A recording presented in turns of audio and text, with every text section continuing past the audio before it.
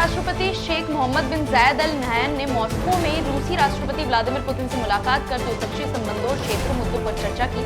शेख मोहम्मद ने 2026 को प्रगति का वर्ष बताते हुए यूएई की मध्यस्थता भूमिका पर जोर दिया। पुतिन ने रशिया, यूक्रेन, अमेरिका त्रिपक्षीय वार्ता में यूएई के सहयोग की सराहना की। प्रधानमंत्री नरेंद्र मोदी ने राजघाट पर महात्मा गांधी को श्रद्धांजलि अर्पित की। उन्होंने कहा कि बापू के कालजे आदर्श राष्ट्र की यात्रा को दिशा देते हैं। मोदी ने न्याय, सद्भाव और मानवता की सेवा पर आधारित भारत निर्माण की संकल्प को दोहराया। गृह मंत्री अमित शाह ने असम के डिब्रूगढ़ में 1715 करोड़ रुपए की परियोजना का शुभारंभ किया। इसमें 284 करोड़ रुपए की दूसरी विधानसभा परिसर और विधायक हॉस्टल की नींव रखी गई ताकि डिब्रूगढ़ को दूसरा प्रशासनिक केंद्र बनाया जा सके। इस मौके पर मुख्यमंत्री हिमंत बिस्वा शर्मा, केंद्रीय मंत्री सर्बानंद सोनोवाल और अन्य गणमान्य व्यक्ति मौजूद हैं। केरल में यूथ कांग्रेस ने स्वास्थ्य मंत्री वीना जॉर्ज के आधिकारिक आवास के बाहर जोरदार विरोध मार्च निकाला। ये प्रदर्शन सरकारी अस्पतालों में कथित चिकित्सा लापरवाही के खिलाफ किया गया था। तिरुवनंतपुरम में हुए इस विरोध में बड़ी संख्या में कार्यकर्ता शामिल हुए। डीएम के सांसद कनिमोझी करुणानिधि ने कहा कि डीएम के गठबंधन मजबूत स्थिति में है और कांग्रेस के साथ लंबे समय से कोई मतभेद नहीं है। उन्होंने दावा किया कि जनता को डीएमके के चुनावी घोषणा पत्र पर भरोसा है और वह मानते हैं कि अगली सरकार डीएमके बनाएगी। कनिमोझी ने संकेत दिया कि नए दल भी गठबंधन में शामिल हो सकते हैं, जिसका ऐलान मुख्यमंत्री करेंगे।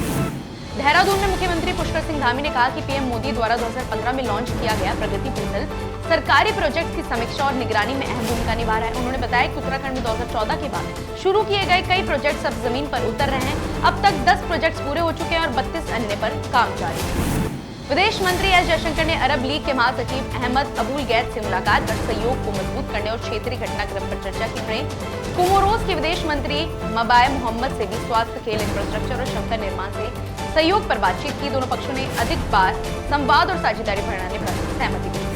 भाजपा नेता सुधांशु त्रिवेदी ने प्रेस कॉन्फ्रेंस में कांग्रेस पर हमला करते हुए कहा कि कर्नाटक में कांग्रेस शासन के दौरान 6000 करोड़ रुपए के कथित शराब घोटाले के आरोप सामने आए। उन्होंने स्पष्ट किया कि आरोप भाजपा ने नहीं बल्कि कर्नाटक वाइन मर्चेंट्स एसोसिएशन ने लगाए। त्रिवेदी ने कांग्रेस के शासन मॉडल को विफल बताते हुए राज्य की संभावनाओं पर चिंता भी जताई। पश्चिम बंगाल विधानसभा में विपक्ष के नेता शुभेंदु अधिकारी ने आरोप लगाया कि मोमो कंपनी के मालिक मुख्यमंत्री ममता बनर्जी के करीबी हैं और उनके विदेश दौरे में मौजूद हैं। उन्होंने आनंदपुर स्थित वाओ मोमो वेयरहाउस में आग से 3 लोगों की मौत पर भी सवाल उठाए। साथ ही अधिकारी ने सीमा सुरक्षा बल को 9 सीमा जिलों में भूमि देने के हाई कोर्ट के फैसले का स्वागत किया।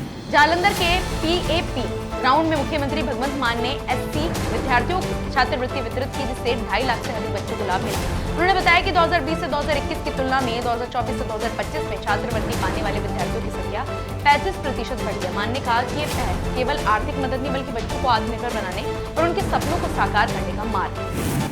दिल्ली की मुख्यमंत्री रेखा गुप्ता ने सेंट्रल विस्ता प्रोजेक्ट एरिया के पास पार्क स्ट्रीट पर दिल्ली मेट्रो के नए इलेक्ट्रिक रिसीविंग सब स्टेशन का उद्घाटन किया। उन्होंने बताया कि ये स्टेशन लेटेस्ट तकनीक से तैयार हुआ है और मात्र 18 महीनों में पूरा किया गया है। गुप्ता ने कहा कि इससे मेट्रो बिजली फेलियर की समस्या से मुक्त होने की दिशा में आगे बढ़ेगी।